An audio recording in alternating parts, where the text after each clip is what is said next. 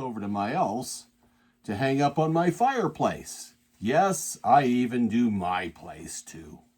It's a lot of fun, and it gives such great joy. A lot of people don't understand the history of this. I think I presented that a little bit in the history of the first video I did. Stockings have come a long way, you know. Nowadays, they come in all shapes and sizes. I mean, this is wonderful, the way they've done the different types of stockings. The types are so diverse, you can't even imagine. So if you want a Christmas stocking, you can probably find one to suit your personality. It's out there. You don't have to take the stockings off your feet anymore. Oh, you know. But that's where it all started. Anyway, a lot of people don't really know a lot about what's happened over the years with putting things in stockings.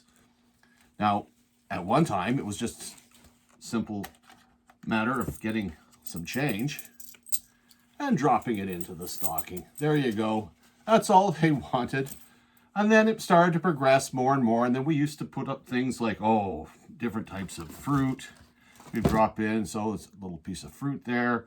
And then eventually they ended up wanting little snacks and candies. And then they wanted to get into little types of toys. And then eventually they started getting into different types of nuts. All things were relevant to the season. A lot of it meant to the hope for health and wealth and happiness. And it was a lot of fun. And some of the older adults, those they got into these scratch and win tickets. They put those in there too. So, you know, it's quite diverse what you can put in them. And they used to fill them up. Well, Santa does a certain amount of this, but with the help of many of his parents that are out there, they also help out with the chore of filling up some of those stockings too. It's wonderful having help. Now, speaking of the coins, you know, they went from putting in silver. Silver was quite popular one time. And then they went into different types of coins that they used to put in. And eventually they started putting in things like pennies. And we mentioned pennies before. In Canada, the pennies were out since 1858, as I mentioned in my previous video. And the large pennies actually went through to 1920. And then 1921, they went to the smaller pennies. And they kept the pennies until 2012. It went through a wide range of different monarchs on the coins, which is quite interesting because they started off with Queen Victoria, young Queen Vic, then she became old Queen Vic. She lasted quite a while. Edward VII, George V, George VI, and eventually we had Elizabeth II, who's still there now. And they had a wide range of effigies on there. That's their face. They had what they called an old and new effigy. Now, don't to mix up. A lot of people call it young and new heads. That's not quite correct. The old effigy is the younger version of Queen Elizabeth.